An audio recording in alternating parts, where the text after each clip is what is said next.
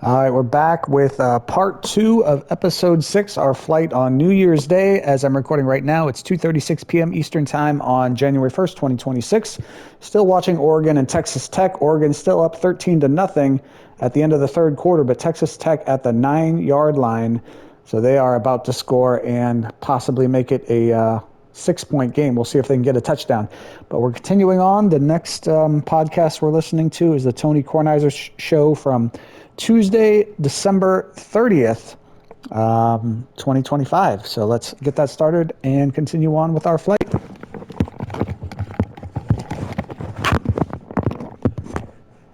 Hey, it's Tony. If you're hearing this, it means that Nigel has flushed the mouse and forgot to have me record something new. So who knows who our guests will be today?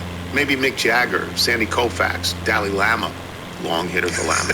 Probably not, but I guess you'll have to tune in to find out. But first, let's keep the sales weasels happy. DSW's semi-annual... You know, one of the perks... Previously on the Tony Kornheiser show. Now, you got to understand, this is the holiday season. Everything's 50% off in a pro shop, everything. And I go, how much is that? You want to take a shot at how much this is? With the pro shop discount or the list price? List price. List price, I'm going $150. I'll go $75. Okay, you both underbid. It's $180. So that is jolting. But thanks to my son and his friends, I have shop credit. What would I say, Michael? I got about $250 worth of shop credit. I thought you'd have hundreds given all the holiday tournaments that you play in. No, and with that vanity handicap of yours. This is General George Washington, and you're listening to the Tony Kornheiser show. Let's just stay with golf briefly here, just briefly, because ESPN is putting out all the ads for the TGL series, you know, that indoor golf that I found attractive and easy to watch in the winter, and Wilbon couldn't stand. They got a new green complex. Yeah, so it all looks good. And a new stinger hole. Yeah, what does that mean, a stinger hole, where you tee off without a driver? No, it's going to be a tiger hole where they're going to try and force you to play a stinger shot off of the tee. Thank you for mentioning Tiger, because they mention Tiger in all the ads. They say more Tiger. Today is Tiger's 50th birthday, and I asked my son, do you think he will play in senior events? I think he will play there eventually, but if you are the PGA Tour, do you want him playing in senior events? As soon as you get him out there playing 54 holes in a cart, you devalue everything that you've been trying to build up over the last couple of years, right? So do you think that they will intercede and go to Tiger and say, please don't do this, because it hurts all of us? I don't think they have to intercede. I think he is in contact enough with the power players, and frankly, his recovery process is so far delayed, compared to the others, that he's only chipping and putting, and he is very, very intentionally tried to quiet down any talk of him playing. Yes, he's not going to play soon, but he is now eligible to play in these events. They don't pay nearly as much as the PGA Tour. They don't have any particular prestige. But if Tiger plays in them, things change, right, Michael? Again, this is what I was saying last week with Brooks Koepka. Those of us who watch golf, it's such an aging demo. You have a younger group of viewers who'd actually rather watch influencers play on YouTube, and you look at who would be willing to watch men's professional golf on TV. Older people, they don't recognize a quarter of the names that you see week in, week out. You recognize obviously the major winners, but you honestly have a better connection with the nostalgia of watching players from the 90s and early aughts who went against Tiger. Yes. Yeah, so we'll see. It is his 50th birthday. It's also LeBron James's 41st birthday. It's a pretty good double. That is for professional athletes. Yeah, Tiger Woods and LeBron James. Yeah, we very rarely do this on the PTI show because we're not on this week. So we don't say happy birthday to them, so we do it here. Okay. I've said on this show and I've said on the PTI show a number of times, and going back weeks and weeks, that I like the Los Angeles Rams to get to the Super Bowl. I'm not talking about winning it. I don't know who they're going to play. But I like them to get to the Super Bowl, except for last night. Then I didn't like them very much. Matthew Stafford was intercepted more than once, and I think he's an MVP candidate. He and Drake May, I think, stand out more than anyone else at the moment, but he got intercepted a number of times. The Rams tied the game late in the game and lost on a field goal late in the game. Here's my problem with the Rams. They keep losing. And they lose in odd ways. They lost an odd way. Was the guy picked up the 2-point conversion the other day? Was that Seattle? I think it might have been Seattle, yeah. They lost on a blocked field goal attempt against Philadelphia. They lost really late against San Francisco. So they keep losing. They are now in a position where they're going to finish 5th or 6th in the NFC. They're going to make the playoffs, but they're going to finish 5th or 6th in the NFC. So Texas Tech just committed their 4th turnover of the game in the end zone. Oregon takes back over, up 13-0. So they're going to be on the road, and they're going to have to go on the road maybe to Chicago, maybe to Philadelphia. It's cold. Yeah. The Rams are not a cold weather team. They're not as bad as the Miami Dolphins, but they're not a cold weather team. And you say, well, Matthew Stafford played in Detroit for a lot of years, played indoors in Detroit. And you look what happened last year in that playoff game. I'm against Philly, right? They were up in the... this is not a good situation. No. Mid to late January in Chicago is horrific and can be really, really bad in Philadelphia as well. It's really bad here today. The wind chill is about 10 at the moment. And if you're the Los Angeles Rams and you had to play here, and it's going to be worse in Philadelphia or Chicago. So I don't like their chances. On the other side of that, and I'm not going to go on and on about this, but Kirk Cousins is now 4-2 as a starter this year since Michael Penix went out.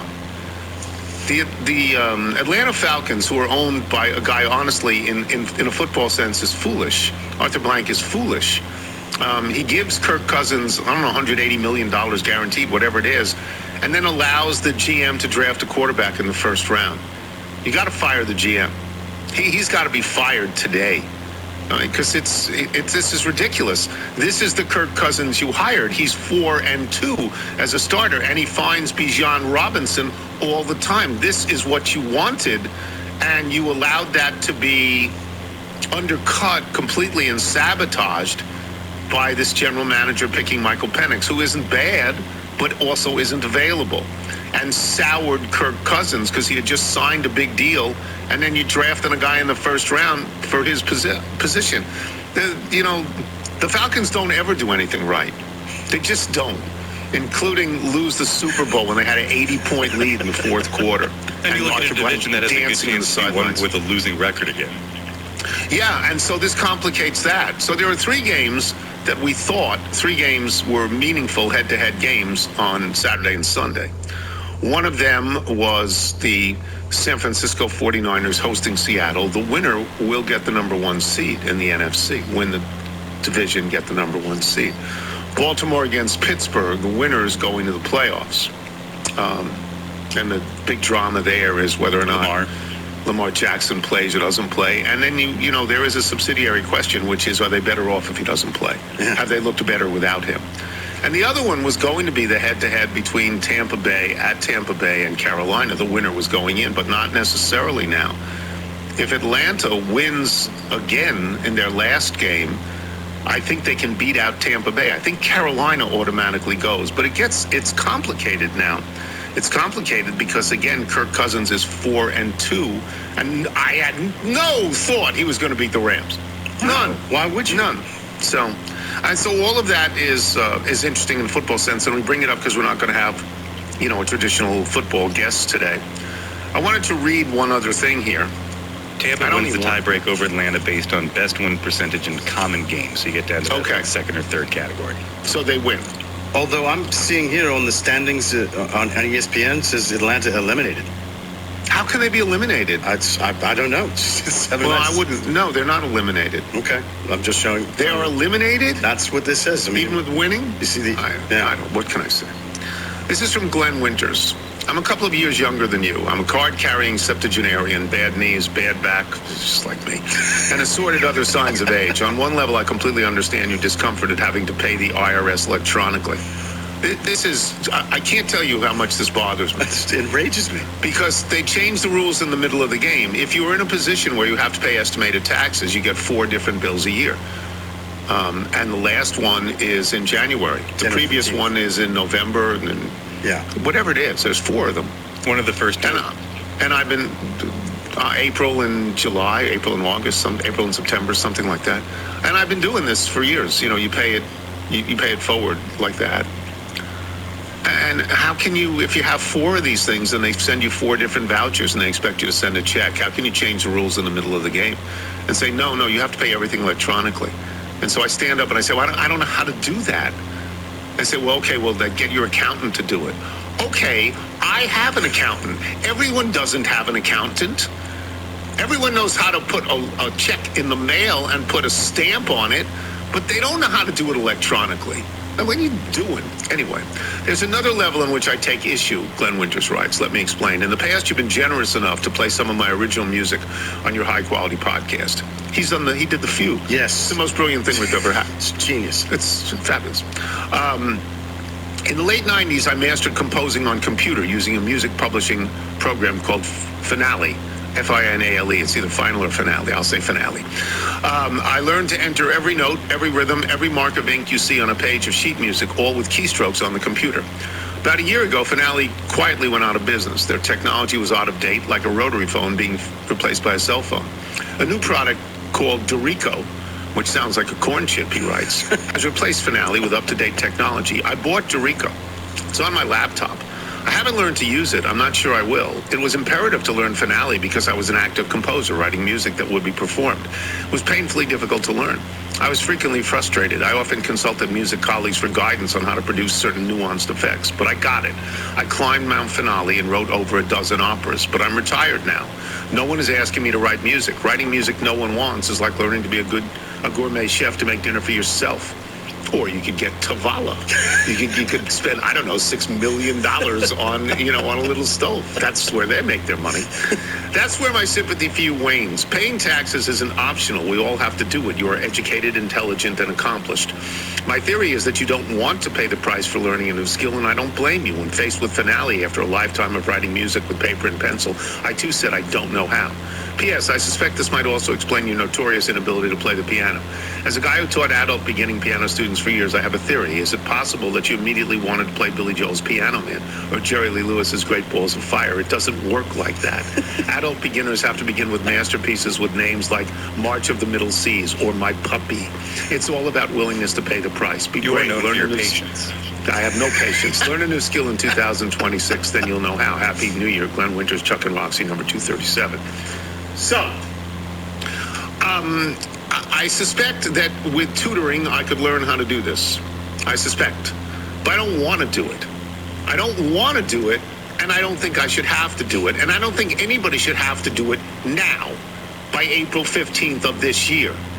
If the government wants to change it with giving people enough advanced notice that they start an entire new year doing this. And also, the assumption, and I will stop after this, the assumption that everyone has access to computers and cell phones is an erroneous assumption. Some people don't because they can't afford them, and some people don't because they choose not to. And this is an important concept that when you just say, okay, just file it electronically. You file electronically because everybody knows how to do that. Well, they don't. They don't. Everybody doesn't. If you're the United States government, or if you were the local jurisdiction, in my case, the District of Columbia, and you actually, the goal is to get the money to defer the taxes later. If the goal is to get the money, why would you consciously cut out, 25% of the people out there who are not going to send you the money? Then you're going to have to go after them. And you're going to have to go after them and make their lives miserable when, in fact, their lives shouldn't be miserable. Because they're probably, in my case, perfectly willing to pay it by check. Perfectly willing to do it. And just because it's more convenient for you doesn't make it the right way to go. There's got to be an ability for some people, old people, to do it the way they've always done it. I mean, I can show you on my records that I've never been late. I've never been late. So why would you say, well, you can't do it this way again? I'm not late with it. You're getting it. You get it. Am I crazy? Michael, you're young. Am I crazy on this one?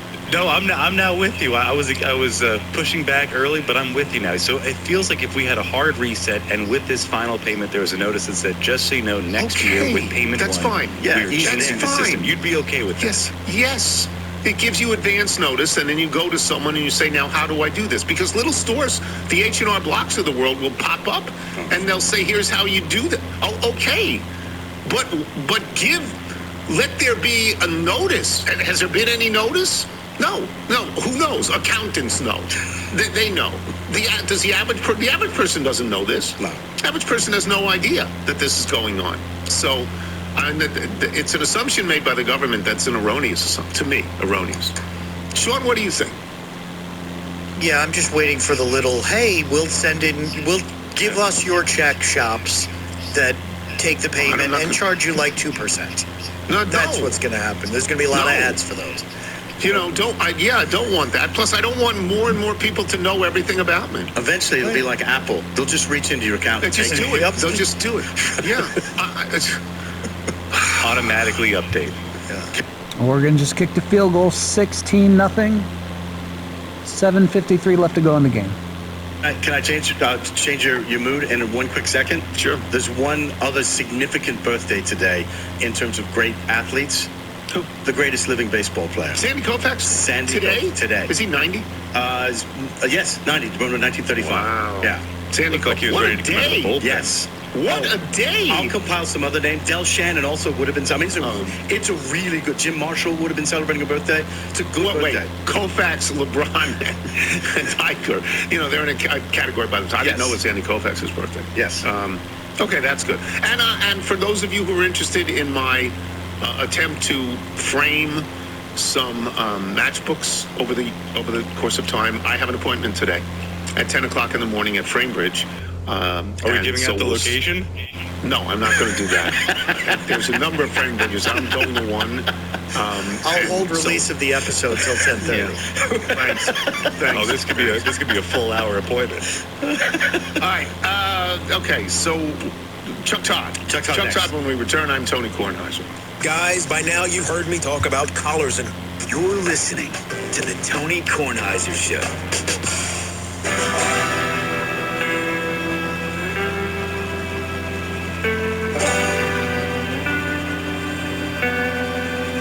What is this, like a Western? It feels like it. Feels doesn't like it? a spaghetti Western. Yeah, Sergio Leone. That's what it feels like. Wow, where's Clint Eastwood when you need him? Should be popping up any time. I mean, honestly. This is Eric DeLong and the Slappy Boys. This is not what we're used to from Eric DeLong and the Slappy Boys. It's still great. It's just different. It's really different. It feels like something recorded in a bull ring in Tijuana, right? There's the banjo. Wow. Eric DeLong and the Slappy Boys. We're going to hear from them twice today. This is called The Devil's Orphan. We like Eric DeLong and the Slappy Boys. Yes, very much. But I will admit I was floored by that intro. I was floored by that. It plays in Chuck Todd, and this week's Picks with Chuck Todd and Reginald the Monkey are brought to you by FanDuel Sportsbook. Make every moment more. And Chuck had a pretty good week because he closed well. The Chicago Bears were getting 3 at San Francisco. San Francisco won by 4 in one of the really good games of the year. Chuck finished 4-3. Now 63-60. Mount 500 in the distance behind you. So that you've been doing well lately. I'm happy for that. There are 3 games in the NFL of import that have playoff ramifications. We will certainly do them. We'll do the college games, the 4 college games, and we'll give you the option on any of the other pro games, okay? I love it. I appreciate that. Is it the Sloppy Boys or the Slappy? Slappy Boys. I think at one point they were the Sloppy Boys, and somebody said, no. No, be slappy. Come on now. Let's be They slappy. definitely were the band for Carvel and Madeline's wedding, right? Oh, probably. If they weren't, we'll just say they were. Yeah, that's completely true. Completely true. Okay, let's start with the Saturday game, Carolina at Tampa Bay, to see which team gets a home playoff game, which they will lose from the NFC South, a terrible division. But I will say that I'm surprised that Carolina is plus 2.5 on the road. You're going to say, I know, it's a home field is usually 3. Tampa Bay hasn't won in 3 months. They don't win. They started out great. For a while, Baker Mayfield was my MVP. There's something like 1-7 in their last 8. So I guess I don't understand the line, but who do you like in this? Our buddy Simmons thinks that everybody's quit on Todd Bowles. Do you think that? I don't know why they would quit on Todd Bowles. Well, he had that angry moment about 3 weeks ago where he, dismissed his team. He did dismiss his team, but I don't know. Is he done if they lose this? I don't think so. I mean, he's won the division a number of times. I don't think they'd fire him. I don't know, unless a bunch of guys on that team say, let's get rid of him, which sometimes happens. They pull what we like to call a Giannis Antetokounmpo, and they say, get rid of this guy today. Yeah. So. And are you bought into Bryce Young? Not completely.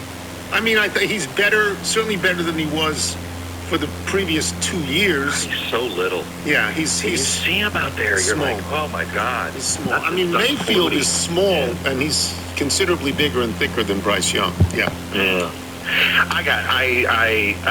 Carolina. I mean, I don't know how you back Tampa here. No, that's what I'm thinking. The way thinking. they're playing. Yeah, I don't know how Carolina feels for whatever reason the fresher team. Who wins the lot? One of these NFC West teams wins the lottery on this one, right?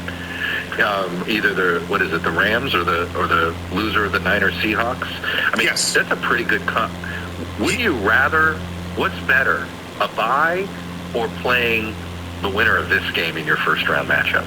This is better. The 5 seed. I think so too. This is better. This is a win on the road. It's a win. The whoever gets to play the winner of this is an interesting spot to get to the NFC title game. Yeah, give me the Panthers. Okay. The next one is Seattle at San Francisco. San Francisco has scored over 40 points the last 2 games. Now, they have no defense. I understand that. But they've scored 40 points the last 2 games. I am surprised that Seattle is a 1.5-point favorite at San Francisco. I'm surprised by this. Are you? Especially after the game we just saw. I mean, yes. I was sweating that drive at the end. Yes, of the Bears. yes. They could have won it. Yes. If they have one more timeout, they call a timeout and have a better play. Yes. Right? They were clearly rushed. Josh Allen scored from there. I feel like with a timeout, Caleb would have too. Right? Mm-hmm. So maybe that but if you believe defense matters more in playoff games, then I understand why Seattle has better defense. Yes, they do. San Francisco has no defense. But the motivation, if you're San Francisco, did Tirico say this? You don't even ever have to unpack a bag. That's right. Yeah. 6 weeks in a row, you're home. Yeah.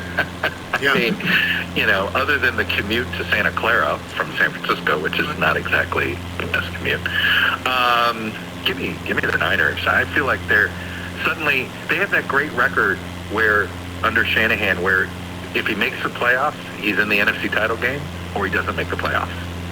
There's only been one result for him when he makes the playoffs. He's made the playoffs. They're in the playoffs. And every time they're in the playoffs, they're in the NFC title game when Shanahan's their coach. Okay. So we'll find out this year. So anyway, I'm riding the Niners. Here's another one we're going to give you. This is the Sunday night game, I believe, Baltimore-Pittsburgh. I am surprised by this. Look, Pittsburgh stunk against Cleveland. Yes. I understand that. They were lousy. Baltimore, -3.5 on the road. Yes, they have Derrick Henry. He's a great running back. Maybe they have Lamar. Maybe they don't.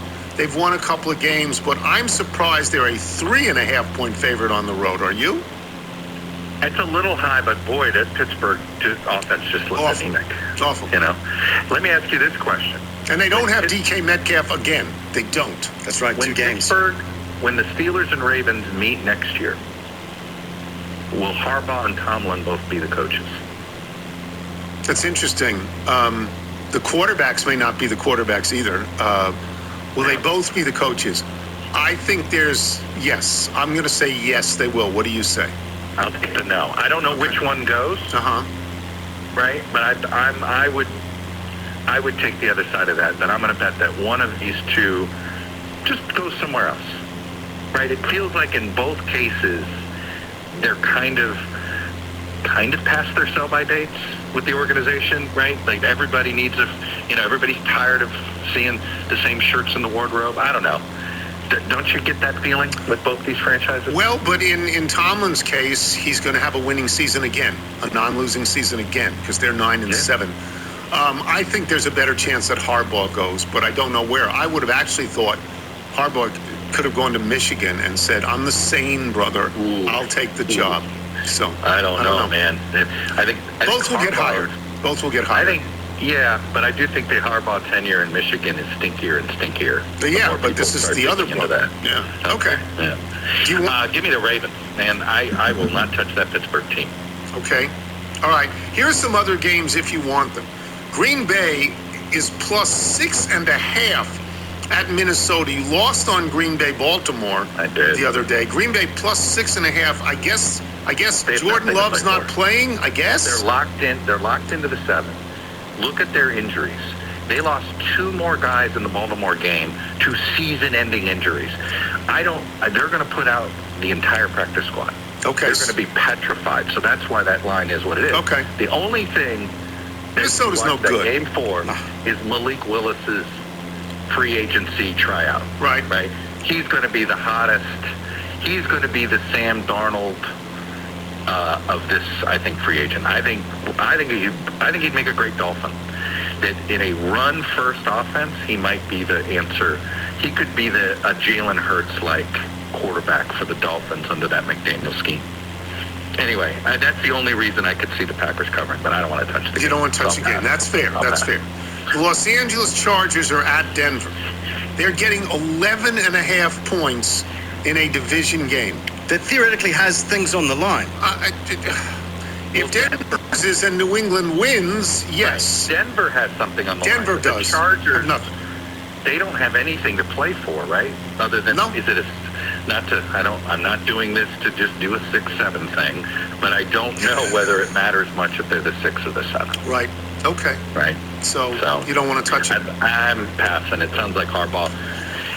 Somebody knows something there. Okay. Right. They know that Harbaugh's not playing anybody. Okay. All right. Miami is at New England. New England, the most surprising team in all of football to me. Miami's getting 11.5, a division game. Okay, it's at New England. Maybe it'll be cold. It'll be colder than Miami is used to no matter how. But 11.5 is a tremendous amount of points. Was Quinn Ewers any good? They won a game, didn't they? Didn't they win Miami? They did, and they want to run first. I kind of think they're playing for something. I think Ewers is playing for something. I think McDaniel is playing for something. Not the playoffs, but I think they're playing for relevancy. So that's the one that I'd be willing to entertain. Because I guess the Patriots are playing for. Do they have to lose the 1 seed, or is it just? I thought Denver was the one. Denver needs to lose, and the Patriots need to win. Is it the same time? Okay. I hope they schedule that 1 o'clock game. Games at the same time? They're both 4:25 starts. Okay, that's fair. As long as they're both. Yeah, you got to do that. Yeah. Yeah. So they're putting on. Oh, boy, that means that game's even colder for the Dolphins. Yes. Because the sun's already down. Look, it's the only game I would entertain on the list of non-entities is the Dolphins covering that huge number. I'm giving you the chance to say yay or nay. I'm going to take it. I'm going to bet my hunch here. Okay, Miami plus 11.5. It'll probably be 14 when the game gets up. All right, let's go to college. This is what we've been waiting for, where we got rid of James Madison and Tulane, and you will start with the Miami game. This is the school you followed your whole life. Mm-hmm. Miami is playing against Ohio State. It's at a bowl. Miami wins this by 10. All these games are neutral site games. That Miami A&M game was one of the worst games. It was torture to sit through until the last 3 minutes. It's just awful. Yeah, I tried being in attendance, but yes. Just awful. Yeah, awful. Miami is getting 9.5. That's a lot. Who you got? I know I wear orange and green glasses. Yeah. I am absolutely biased. I do not understand that spread. Too high. There is no good explanation for me. Whenever you think of cristobal, I know Miami has this reputation that they don't know how to win a big game and they'll choke when it matters, all this stuff, right? 9.5. This is not going to be a 2-score game. I don't think Ohio State's that much better than Miami. In fact, earlier this year there was a point where there was a serious debate. Is Miami the best team in the country until they blew that game against Louisville? So I think they physically are the same, but so 9.5, way too much. I think that's a gift. Okay. I really do. Again, I know I'm a biased actor in this, but I can't believe that number is stuck at 9.5. Okay. Oregon, which won?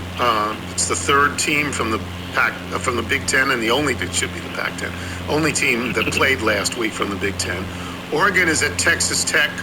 They are the one team that you would consider to be the underdog, but they are the favorites. They did not get the bye. They are the favorites. Texas Tech, I'm sure there's a lot of people wondering about Texas Tech in the same way that they wonder about Indiana. They wonder. Texas Tech, who did they beat? BYU, so what? It's a bad conference for football. What will you do in this one? So I think this is if you look at Oregon, the two times they faced a physical team were Iowa and Indiana. And they lost to Indiana, and they almost lost to Iowa. I think Texas Tech is a, they're built like an SEC team. Okay. Right? They went and bought those defensive line. I think this is going to be a slugfest. I think they're tougher than Oregon. I think Texas Tech's going to win, but I don't even have to win.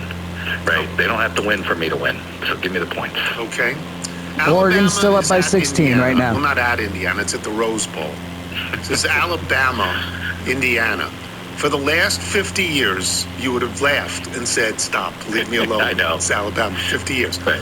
But Indiana, in the last 2 years, has beaten teams. They really have. They got the Heisman Trophy winner. They beat Ohio State. They're the only undefeated team in the country. How many more times are we going to have to say you have to prove it to us? Although I think you have to prove it in this one. Because Alabama's Alabama. I'm sorry. Alabama. Alabama getting 7. It's a lot. So I think we all sleep on Kalen DeBoer. Look, I both don't envy the guy, and I also, we all want to have the good problems that he has. We'd all like to succeed Nick Saban. That'd be awesome, right? It means you've got the Alabama job. So, it's not easy. But this dude in playoffs, Pretty good. He was in the FCS. Look what he did at Washington. He strikes me as a good game planner for the team you're playing at the moment, right? I don't know if he's going to be a great program builder. I don't know if he's going to be Nick Saban was also a good politician, and I mean that as a compliment, not as some sort of knock, meaning you know this, Tony. You got to be the coach of Alabama, Michigan, Texas, you've got to be a good politician as well as a good coach. Yes. Right? Because of all the donors and all the boosters and all that crap. So I think that's a problem for him. But I don't question the man's abilities inside the sidelines, right? Inside on that football field. I like all those points. Take Alabama. Give me that. Wouldn't you take Alabama in points? How often do you get Alabama in points? I would take Alabama in points, but it would reflect my prejudice that Indiana can't be this good. What happens if the Big Ten loses all 3 of their teams in these quarters? Then they can shut up when the SEC says we want more teams than you. But they also could win all 3. They got 3 in. I know. They got 3 in. They've got a lot. I'm obsessed with potential narratives that we could have out of these games, and that's one potential narrative, right? If both Indiana and Ohio State lose, and they've been 1-2 all week, and all of a sudden, what it really is, Tony, is that it's a reminder that can you win in the North in college football? Do you have to be in the Sun Belt to succeed in college football? Well, Michigan won a couple of years ago. I'm just saying, Michigan, Ohio State, and Indiana have been exceptions to what has been pretty tried and true rule, right? And there's one of my favorite maps of all the best high school players in 1980 all came from Ohio and Pennsylvania. 20 years later, they were all in Florida and Georgia. Yeah, it's understandable. That's understandable. All right, we got one more game, and this is intersectional, inter-conference. This is Ole Miss at Georgia. The people at Ole Miss they're okay now. They won one game. They got Lane Kiffin left, and they still won a game. They played Georgia earlier in the year. They're getting 6.5. Is this in Atlanta? Is this where No. Where is this one? Where's New Orleans, right? New Orleans? This is our Sugar Bowl. We're getting a Sugar Bowl, a Rose Bowl, an Orange Bowl, and a Rose Bowl. Right. Yes. Okay. Yeah. I think this is the Sugar Bowl. So the Orange Bowl is which one? Is Oregon, Texas Tech? That's Oregon, Texas Tech. Yeah. Oh, it's not the Cotton? Texas Tech? Cotton is Ohio State. Ole Miss plus 6.5 against Georgia. I hasten to point this out. The drama of Lane Kiffin has overwhelmed everything else. Ole Miss lost one game. right? They lost one game. That's it. To the team we're talking about. Okay, and then sometimes you get them back. Sometimes you get them back, like Georgia did with Alabama. Sometimes you do. Let me paint another scenario. You know what happens the day after this game? No. The portal opens. Oh boy. And half of Ole Miss is going to LSU. Yeah, they're going. Yes, right.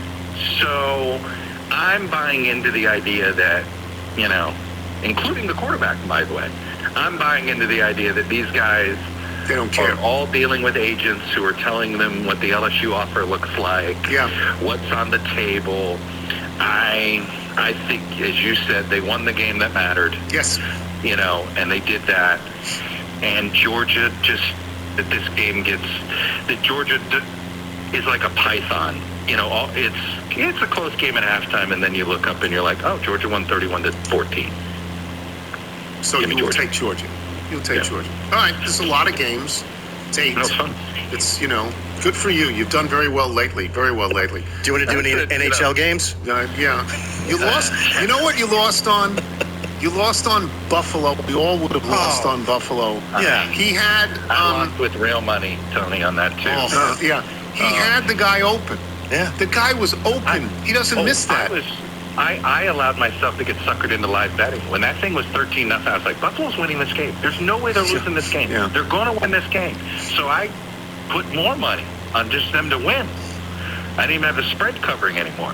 When you saw the extra point blocked, you had to want to kill yourself. I mean, that's absolutely. Just so awful. Look, do you blame them for going for 2? No. You've gone for 2? No, I don't blame them at all. It's a crap. The weather's crappy. Yeah, you've got a hurt quarterback. You want to get off the field. Sure. Just win and go home. Sure, but they should have won. Now they wouldn't have covered because it was 1.5. But they should have won. There was a small part of me that was hoping they'd kick for the tie, go to overtime, and cover the spread in overtime. But the only people thinking about that are those holding -3. That's right.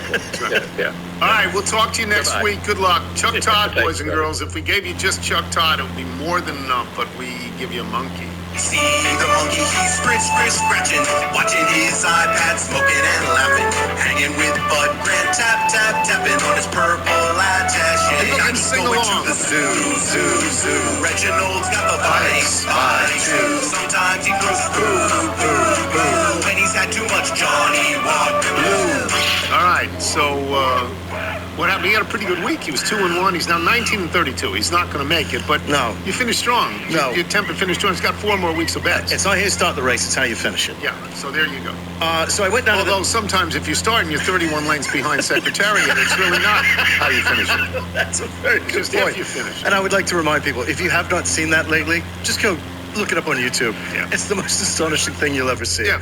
So I went down to the National Zoo. It was a very busy scene down there. Reginald, of course, was setting up for, his big New Year's Eve bash. It's a great time. Very interesting. Some of the guests like to show up a few days early to help set up. Yeah. So I saw John Hamm and Dame Judi Dench stringing lights. Tremendous. Yeah. Very happy to be there. Yeah. Hensley Bam Bam Mullen stocking the bar. So, yeah. That's a name I wouldn't have thought of. I don't know if he's working it or if he's a guest. We're going to think he's a guest, right? Now, they wanted to make sure you were still okay with doing the Q&A with the audience just for 2 or 3 hours. I think I'm going to I missed that. Okay, well, I'll pass on your condolences. Yeah. Or your regrets, rather. Now, the first match we gave him was, did you give this game to... I didn't give him a chance. The Washington game, I didn't mention it. I didn't even mention it. Didn't want to put him in that position. Washington getting 8.5 at Philadelphia. Yeah. 8.5. Reginald pulled out his wallet. This is a very old photograph he showed me of him in a bobsled run with Joe Jacoby, Clint Didier, and the late, great Joe Bugle. So... I wouldn't do this. No. I would not take the 8.5. I would not. I think he's thinking that Philly can't move, like they've got nothing to play for. That's right. So maybe Washington, and that's got to be. Yeah. Okay. Well, anyways, looking for a cover. Looking for a cover. Now, the next match we gave him was Seattle, giving a 1.5 at San Francisco. And this was a lovely picture he showed me of him on a cruise down the Nile alongside Xavier McDaniel, Ken Griffey Jr., and Steve Largent. Apparently, Jim Zorn was supposed to be on the the boat, he had but the wrong clothing. Had the wrong colors. Yeah. So he didn't make it. But that tells me he'll take he'll take Seattle and give the 1.5. And the next match we gave him was New England at home, giving 11.5 to Miami. I said, you're a silly monkey. You really shouldn't be taking games with this big a spread. He just said nonsense. And he showed me a very, very old photograph from the newspaper of him plowing the streets of Revere alongside Rico Petrocelli, Phil Esposito, and someone who I believe was Whitey Bulger. So that tells me the late, not the late great. No, just the late, just the late. The late. I know it's a lot of points. I know Chuck is intrigued and he's rooted for Miami his whole life, and he wants 11.5. I don't know. Because the Patriots playing at the same time, they've got something to play for. They have something to play for, and it's whatever the weather is, it's going to be not hospitable for Miami people. And he took one more game. Oh, he did? Yeah, I was leaving. He said, no, I got one more match. What? Yes. Ohio State giving 9.5 versus the University of Miami. He showed me a little video of this, must be at least a decade old, of him wing walking on a biplane. You know that, wing walking? Yeah. With Jim Tressel. So tells me he's got ties to the Buckeyes. Jim Tressel is now the lieutenant governor of the state, isn't he? Maybe Indiana. Oh, it's not Ohio? I'm not sure if it's Ohio, but yeah, because he was blackballed essentially from... Yes. Yeah, it was show cause for Which never would happen now. Because there are no rules. There are no rules. There's just absolutely no rules. Yeah. So. All right, this is great. This week's picks with Chuck Todd and Reginald the Monkey have been brought to you by FanDuel Sportsbook. Make every moment more. We will come back with Bob Ryan, the quintessential American sports writer, and I'm Tony Kornheiser. You're listening to The Tony Kornheiser Show. The Tony Kornheiser Show.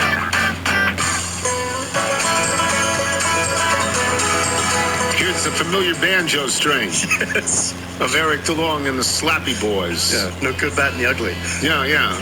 The first song that we played was from a spaghetti western. We love Eric DeLong and the Slappy Boys. This is called Danielle. It plays in the quintessential American sports writer, Bob Ryan. But, Michael, before we get to Bob, if people like Eric DeLong and the Slappy Boys want their original music played on this show, how do they go about it? Send us your music by emailing it to jingles@TonyKornheiserShow.com. All right, Bob Ryan joins us, and there's a number of localized Boston and New England stories to talk about. And the overwhelming one to me is the Patriots turnaround. I mean, I understand that you're a basketball and baseball guy first, and even hockey probably over football to a degree, but you've lived in Boston for an awfully long time. They went 4-13 and then 4-13 2 years in a row with two different coaches. They bring in an alum. They bring in Mike Vrabel, and they're like 97-2. I mean, have you ever seen a turnaround like this? Not locally at all. Yeah. No. Although this league, as you know, is notorious for big one-season turnarounds. Yeah. They keep track every year of how many teams made the playoffs that didn't make the playoffs last year. It's multiple. But in our case, the doom and gloom after Belichick last year was horrible. Gerard Mayo was totally in over his head. He was not qualified to coach this team, and then they pulled the plug on him. And getting Vrabel was just, it was a dream. He has transformed the attitude there, and that's number one. But number two, you've got to have a quarterback, and let's give them credit for drafting. Elliott Wolf, there's one name that is not getting enough credit for this turnaround is Elliott Wolf. He's the not general manager, but director of player personnel. But it's the drafting of Drake May. A couple years, and then last year there were a lot of important new players that were brought onto this team that have had roles in all this. So he gets credit too, but everybody gets a little credit here. The big narrative before the season, Tony, was, look at that easy schedule, and guess what? They took full advantage of it. No apologies necessary. You don't make out the schedule. That's the way you do it. You stink, and they reward you with the cushy schedule, and they took total advantage of it, and you have to give them credit for that. So I would give Vrabel a lot of credit, and I would probably vote for Vrabel for Coach of the Year over Liam Cohn in Jacksonville and over Ben Johnson in Chicago, both of whom are deserving as well. But I had written down, is the general manager the same? Is the guy sitting in the general manager spot, has he been there longer than Vrabel? Because if he has, he's got to get a lot of credit, as you're saying, for bringing players in. It's not just coaching. You have to have talent, right? No, right, and that is the case. He drafted May. Vrabel was elsewhere. You always have choices. I mean, we've gone through this historically about when they drafted Bledsoe. There was another possibility. So it's such a given. Drake May is a legitimate MVP candidate. Period. Yeah. And that there's others, and if he doesn't win, they'll be weeping and wailing around here. But the fact is that he's having a tremendous year. Yeah. You mentioned Belichick earlier. How many people in New England, what do they think of Belichick now with the North Carolina thing and being in the news all the time with the young woman that he's with? What do they think of Belichick? Well, to borrow a phrase that predates all of us, no fool like an old fool. I think that's the general. No, seriously. That's the general attitude. People, our society frowns on those, let's see, this May, December, what is this? November and February, what is this? Whatever it is. Those kind of relationships are not well thought of in our society. Let's be honest. People think, what's the matter with him? What does she get? What is she?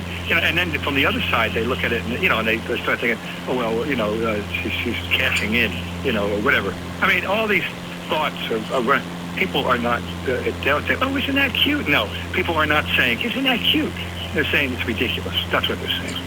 That's what I would think. And here's a guy, he's the greatest pro football coach of all time. And that just seems foolish. It leads me to this question. It's a sort of an open-ended question.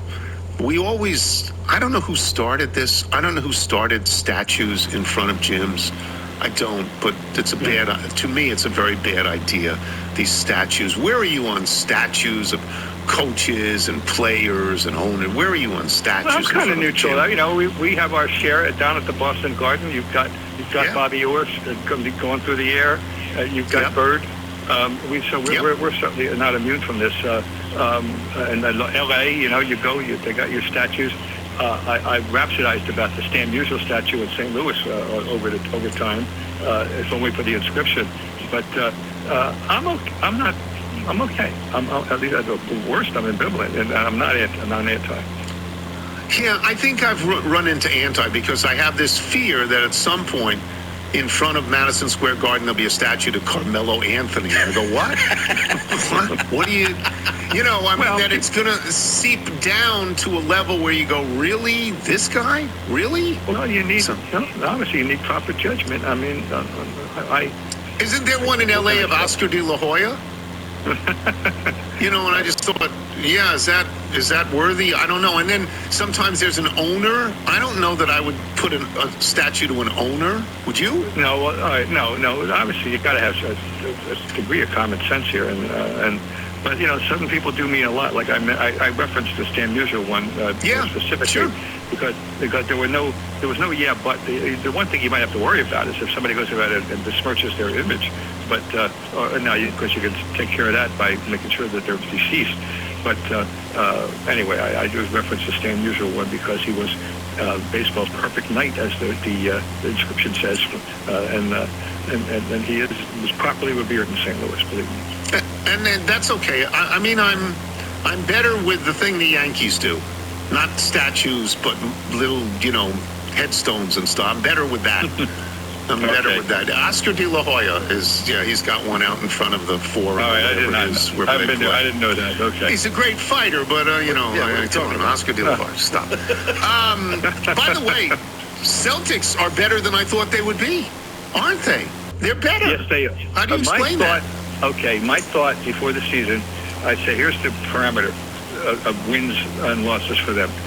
A low of 37 and a high of 45. 37, things aren't going all that well. 45, things are going very well. They're on their way to that 45 and plus. They are playing a little bit better than people thought, for sure. One reason, Jaylen Brown is having a spectacular year. He's having one of the best years individually of any team in the NBA this year. He's answered questions about whether in the absence of Jason Tatum, he can step up and be a number one. He can be a leader. He can be a go-to guy. He can be the guy that will withstand the double teams. He can be the guy who can deliver the goods in the fourth quarter. He can do all that. He's done it all so far. He's on the roll now as he enters the game tonight. 9 straight games, 30 points or more. Only one Celtic has ever done that, and that's Larry Bird. He's done all the things that you would want a leader to do, and so we give him credit. He certainly, you give him credit. But beyond that, Peyton Pritchard took a little bit of a while to relate to adjust to the role of not being an undersized shooting guard only, but being a playmaker and a shooting guard. And after a little bit of a rocky start shooting, he settled into that role very, very well. He's doing both jobs, and that's very important. But they are a proposition. They got people on edge here because Joe Mazzulla is a high priest of the three-pointer, and when they're going in, they look great. When they aren't going in, they look they're embarrassingly bad, and he's not going to change that thing.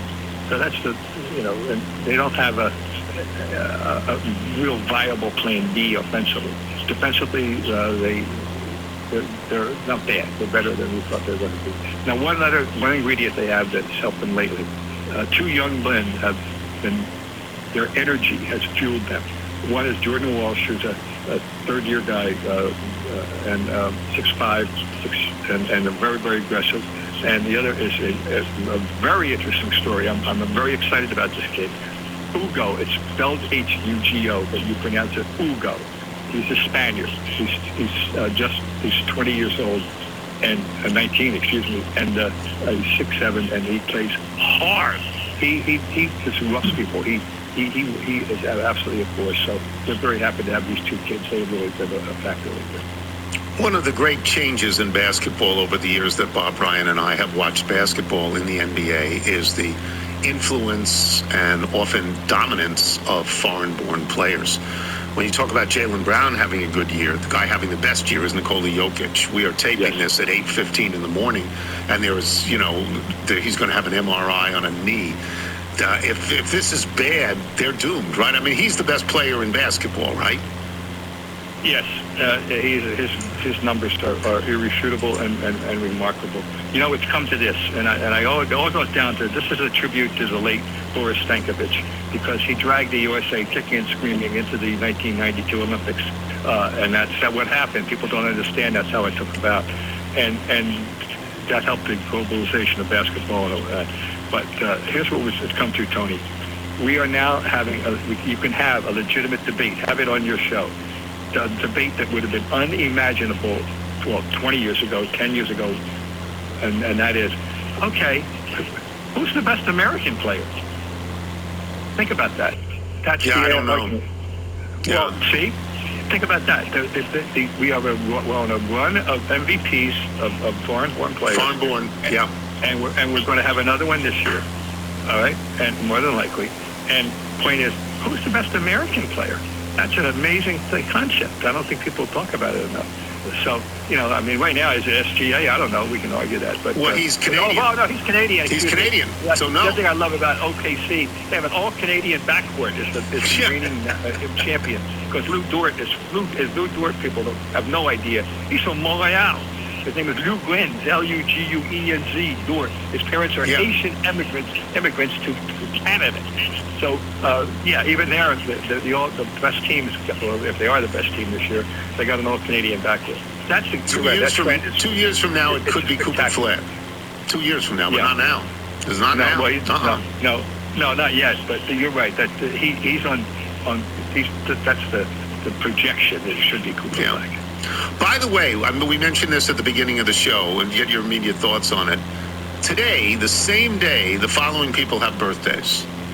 Tiger Woods, Sandy Koufax, LeBron James. Can you imagine a better birthday day than this?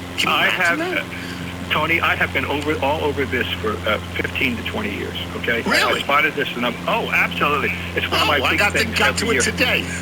I got to it today. and all over this for 15 or 20 years. I'm not a believer in astrology, but I'd like to hear from astrologists on this. Seriously. You should go get an astrologist and see if they will tell you about this. I'm very, very serious. I think it'd be fun to find out what they would say.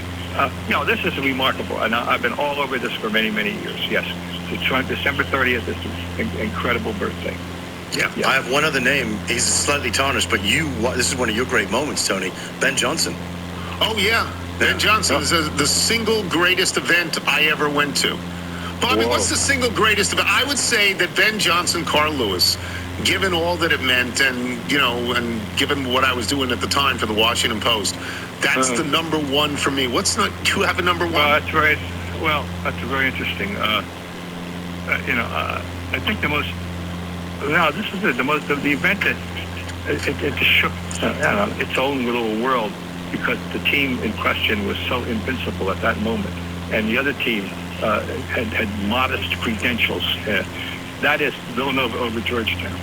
Okay. I mean, Villanova had lost 10 games. I had seen them lose to BC at home. They were beaten by 30 points in the Big East tournament, I believe, by Pitt. And then you get to that night in Lexington in 1985. That's very, very high at the top of my personal list. Now, my two I call foundation sports, the sports that I grew up with. Most were Major League Baseball and college basketball, and so college basketball has always meant a lot to me. I was at that game too. Yeah, well, everybody was at that game. Everybody was at that game. Yeah, Georgetown, Villanova. Yeah. So, speaking of which, the sort of reminiscences of one's career. What are you and Dan Shaughnessy doing? You have? I'm told you have a YouTube show. A YouTube show? No, we were guests on a YouTube show with Bob Lobel and Mike Lynch, two Boston, sportscasting, I hate that word legend, but notables, luminaries. I like that word. Right. And they're retired, but they do from their regular duties, but they do a podcast, and we were privileged to be on this podcast as they were talking about historical remembrances and so forth. And of course, Boston is loaded. We are very blessed, not just in the 21st century where we reign supreme, as you well know. Most championships, the first team is the city to get all four, et cetera, but historically, we win every historical argument. You know that. Baseball's first major league was in the National Association in 1871. We were a charter member. The National League was founded in 1876. We were a charter member. The American League was founded in 1901. We were a charter member. The NHL was founded in the early 20s. We were there. And in 1946, when the NBAA came in, the forerunner of the NBA, we were a charter member. So we blow the field away with history. So when people... Are these people influencers? I'm trying to learn this term, influencers. Because according to Wilbon, if you're an influencer, you make millions of dollars. And people come to you with products all the time and ask you to just put them on the set where you do your influencing. And it's so unbelievable to me. I can't believe it's true. But have you thought about becoming an influencer? No, I have not. I know they're out there. I know that I'm waiting. But I'm not hiding anywhere if somebody wants to come to me. I'll tell you that. But they can find me. But no, that's a whole world. There's many things going on that are way over my head. And that's certainly one of them. Yeah, whenever Wilbon tells me how much money is out there, I go, how can there be any money for this? How can there be any money? Doesn't make any sense. People. You read things. I'm an obsessive reader, and I read things all the time, and I'm saying, I can't I just don't relate. You have to accept the fact that the world's going on, and you're a certain age, and yes. You're not part of that, and I'm not. That's the spine of this show. what I don't understand, and why are you doing this to me? I just got through with the stuff about taxes, paying taxes electronically. I don't want to do that. I want to write you a check. Stop. So anyway. I'll give you another, this very simple example. My wife and I, we refuse to do self-checkout. I don't do it either. It's taking someone's job. No, I won't do it. And That's our little, No, I wait at the supermarket with my 5 items behind somebody with enough food for 6 months, and I wait because I'm not doing self-checkout. I have to tell you, the last couple of times, I've been in the last couple of weeks, that I have been to the supermarket on that, would you go get one of those? Okay, I did. And somebody has been nice enough to say, you only got that? Here, you step in front. I've run into nice. Nice. All right, we're going to have to wrap up part 2 here. We weren't able to get through the entire Tuesday, December 30th podcast from the Tony Kornheiser Show, but we'll continue it on part 3 of our flight here on New Year's Day 2026 over the Bahamas and the Caribbean Islands. We are coming up. I'm trying to see what that says. Can't quite read it yet. Cape Santa Maria coming up, and we'll continue next time.